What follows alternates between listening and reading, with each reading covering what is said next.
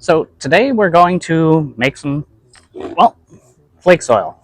Whether it's for our millipedes, isopods, beetles, whatever it may be. The recipe is very similar for all of them, honestly. So let's get into it. First and foremost, we start with smoker pellets, hardwood smoker pellets. You want to check the ingredients, make sure there's no additives or any chemicals or anything. No softwoods, things like that. They're pretty common at like Home Depot or other hardware stores, even farm supply stores, because that's where I got that batch actually. And then we expand them with warm water. You want them to basically be damp like wet sponge, but not soaking wet. So that's what this bucket is here. It usually takes about an hour. And then we have quick oats or bran, whichever one's easier for you to get. I like to blend it down so that it's finer, like this. For a 5-gallon bucket like this, I fill it 3/4 of the way because it's easier to mix, because you're going to want to mix this every day for the next 2-3 weeks. So I expand my pellets, then I add my bran.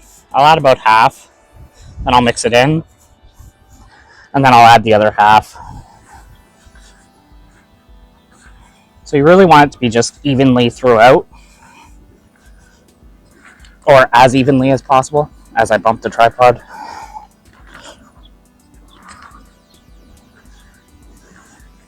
It's hard to get down to the very bottom, and I'm sure you guys are getting a really shaky footage right now because I bumped the tripod again.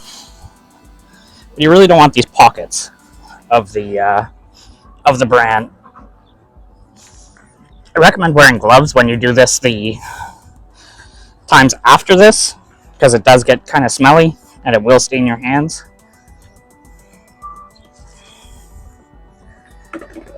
So in this instance, we're going to use old flake soil as an inoculant to help kickstart the process, because I already have other batches going.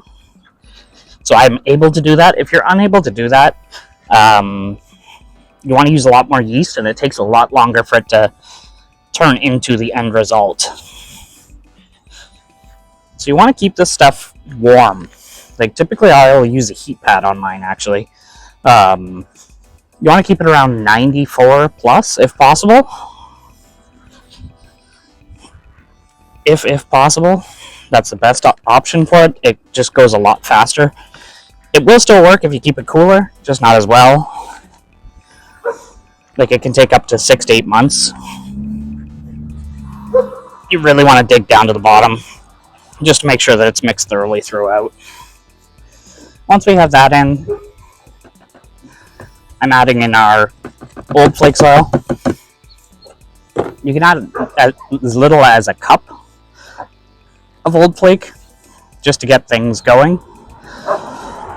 You're really adding it to add the bacterias and things like that you want to help break down the flake soil. Well, turn the wood chips into flake soil. If you're starting from scratch, like I said, you want to use a lot of sugars. It's usually, for a 5-gallon bucket like this, I would probably do 2 cups of sugar dissolved in water. And then you want to use around half a cup of yeast dissolved in water as well to activate it. In this case, we got off lucky where I'm using old flake soil. Again, you can do this, or you can use the other method without any flake if you're starting from scratch.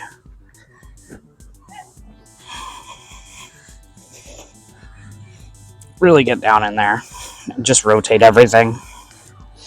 See how it's still not wet and it crumbles apart easily? Our last step is we want to pack it down as tightly as possible. So this should probably pack down to about half a bucket.